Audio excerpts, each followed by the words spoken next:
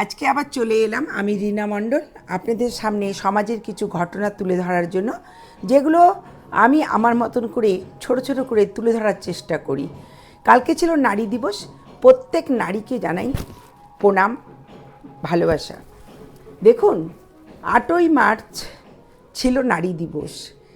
আমরা বছরে ওই একটা দিন 8ই মার্চ নারী দিবস সেটা পালন করলে হবে না। সেদিন খালি নারীদের সম্মান করলে, আদর ভালোবাসা দিলে চলবে না। প্রত্যেক নারীকে প্রত্যেক সময় প্রত্যেক দিন রাস্তাঘাটে যেখানে চলছে নারীকে সম্মান দিন। একটা নারী আপনার মা, আপনার বোন, আপনার আন্টি, যেটাই বলুন, সব নারী। আপনাকে 9 মাস 9 দিন গর্ভে রেখেছে, সেটাও নারী। তবে নারীদের প্রতি কেন বলুন তো আজকাল এত অত্যাচার? একটা নারী কখনো বেশি রাতে বেরোতে পারে না। এখনও সেই স্বাধীনতা নেই যে বেশি রাতে একটা নারী একা বের হবে। এই যুগেও এখনও নারীরা আমরা একা চলতে, 10 জনের সঙ্গে কথা বলতে ভয় পাই, পাছে আমাদের নিন্দায় হবে। একটা নারী যদি 10টা পুরুষের সঙ্গে কথা বলে বা একটা পুরুষের সাথে কথা বলে, পরের দিনই তার বদনাম রটে যাবে। একটা নারী পারে সমাজের সব কিছু কাজ করতে। আগেকার দিনে নারীদের শিক্ষা দেওয়া হতো না। এখনকার নারী ঘরে ঘরে মেয়েরা শিক্ষিত হচ্ছে, পায়ে দাঁড়াতে চেষ্টা করছে। সে পায়ে দাঁড়িয়েও সে যে সমাজে কাজগুলো করছে সেখানেও তারা সম্মান পাচ্ছে না, রেপ করে তাকে মেরে ফেলা হচ্ছে। এখনও সেই নারীর সম্মান নারীরা পায়নি। আজকে ধরুন, আমাদের বাংলার মুখ্যমন্ত্রী মমতা ব্যানার্জি, সেও একটা নারী। একটা নারী, সে নিজের চেষ্টায়, বাংলার লোকের ভালোবাসায় সে মুখ্যমন্ত্রী হয়েছে। জনগণ তাকে মুখ্যমন্ত্রী বানিয়েছে। সেই নারীর নিজের বলতে কিচ্ছু নেই। তিনি বাংলার জন্য কাজ করেন, বাংলার প্রত্যেক নারীর জন্য কাজ করেন। সে নারী হয়ে নারীকে যথেষ্ট পরিমাণে সাহায্য করার চেষ্টা করেন। আজকাল তো যুব সমাজে যুবদেরকেও সাহায্য করছেন।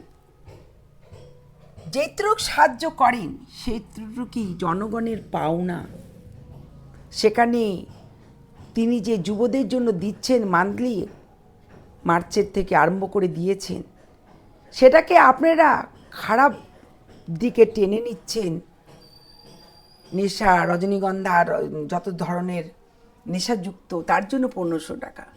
উনি কি বলেছেন যে 1500 টাকা আপনাদের নেশার জন্য দিচ্ছে?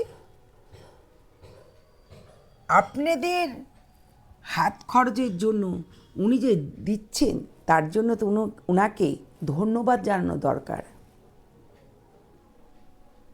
উনি যেটা বলেন উনি সেটা করেন। উনি একটা নারী, একটা নারী হয়ে মানে যত বাংলার লোকের অসুবিধা দেখছেন, তিনি লড়ে যাচ্ছেন আমাদের বাংলার জন্য, এক নারী। আর এই নারীর পেছনে আপনারা দিন রাত লেগে আছেন সেই নারীকে কি করে জব্দ করা যায়। আপনারা বাংলার মুখ্যমন্ত্রী, সেই একটা নারী, তাকে সম্মান করছেন না। তাহলে আমাদের এই জনসাধারণের ঘরেই যে নারী আছে, তাদেরকে আপনি কি করে সম্মান করবেন বলুন তো? খালি নারী দিবসে নারী সম্মান করলে হবে না। নারী আমরাই পারি সব কিছু করতে। আপনারা আমাদের বাংলাতে যেখানে যেটা হচ্ছে সেখানেই আমাদের মুখ্যমন্ত্রীর দোষ দিচ্ছেন।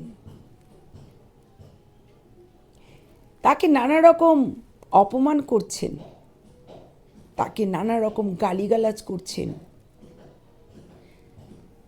এটা কি আপনাদের এক নারীর প্রতি জনগণ আশা করে যে আপনারা এক নারীকে দিন রাত অপমান করছেন?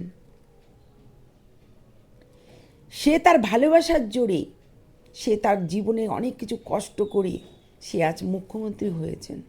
তাকে সম্মান করুন। সে নারীদের জন্য কী না করছে বলুন তো। এগুলো ছিল আগে। আমরা যখন স্কুলে পড়েছি তখন আমরা স্কুলে একটা ড্রেস কিনে নিয়েছি, স্কুলে টিফিন নিয়ে গেছি, কিন্তু এখন প্রত্যেক সরকারি স্কুলে খাওয়ার থেকে মোবাইল থেকে যাবতীয় স্বাস্থ্যসাথী যে কোনো বলুন সবই দিচ্ছেন। কত দেবেন বলুন, কত দেবেন? সেও একটা নারী। একটা নারী চারিদিকে যদি নানা রকম আপনারা প্রোগ্রাম করে থাকেন, সেখানে তার উপস্থিত হওয়ার কোনো মানে নেই। সে পারবে না। চারিদিকে যে আপনারা অনুষ্ঠানগুলো করছেন, যে যখন যেখানে পারছেন আপনারা এসে দাঁড়িয়ে পড়ছেন আমাদের বাংলাতে, সেখানে আমাদের একটাই নারী মুখ্যমন্ত্রী, সে সব জায়গায় উপস্থিত থাকতে পারবেন না। প্রত্যেক সময় দেখছি এখন রাষ্ট্রপতি, রাজ্যপাল সবাই মিলে আমাদের মুখ্যমন্ত্রী তাকে দোষ দিচ্ছেন। আমি কোনো পার্টি করি না, আমার কোনো স্বার্থ নেই। আমার দুটো ছেলে, সে প্রাইভেট কোম্পানিতে কাজ করছে, কিছু মাইনা পায়, তবুও আমি কখনো রাজ্য সরকারের দোষ দেই না। এত জনগণ আছে, সবাইকে চাকরি দেওয়া সম্ভব নয়। চাকরি পাচ্ছে যারা উপযুক্ত সমাজে, যারা শিক্ষিত, যাদের চাকরির যোগ্য আছে, তারাই চাকরি পাচ্ছে। সবাইকে চাকরি দিতে পারে না। নানা রকম দোষারোপ করছেন এক নারীকে। আজকে আমি নারী হয়ে নারীর কথা বলছি, বাকি এখানে কিছু নয়। এক নারী যখন দাঁড়িয়েছে আমাদের বাংলাতে, তখন তার নামে আপনারা কুৎসা করছেন। কুৎসা বন্ধ করুন নারীদের প্রতি। যার যার যোগ্যে সে তার আসনে বসে। কুৎসা করে কোনো আসন থেকে কাউকে সরানো যাবে না। নারীকে সম্মান করুন, বিনতি অনুরোধ। আপনারা আপনাদের যোগ্যে আসুন, কাজ করুন।